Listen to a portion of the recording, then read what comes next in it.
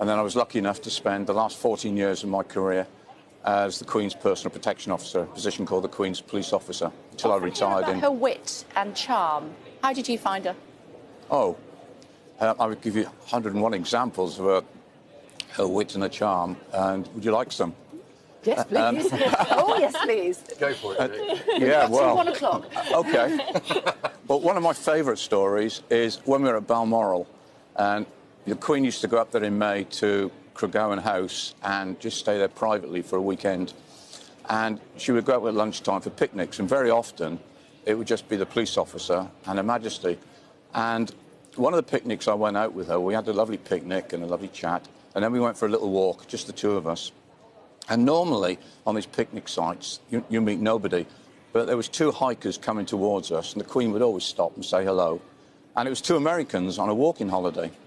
And it was clear from the moment that we first stopped, they hadn't recognised the Queen, which is fine.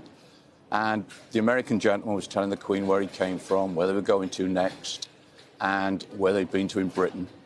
And I could see it coming, and sure enough, he said to Her Majesty, "And where do you live?" And she said, "Well, I live in London, but I've got a holiday home just the other side of the hills." And he said, "Well, how often have you been coming up here?" "Oh," she said, "I've been coming up here ever since I was a little girl, so over 80 years. And you could see the clogs thinking. He said, "Well, if you've been coming up here for 80 years, you must have met the Queen." And as quick as a flash says, "Well, I haven't, but Dick here meets her regularly." So the guy said to me, "Oh, you've met the Queen, what's she like?" And because I was with her a long time and I knew I could pull a leg, I said, "Oh, she can be very cantankerous at times, but she's got a lovely sense of humour." Anyway, the next thing I knew, this guy comes around, put his arm around my shoulder, and before I could see what was happening, he gets his camera, gives it to the Queen, and says, "Can you take a picture of the two of us?"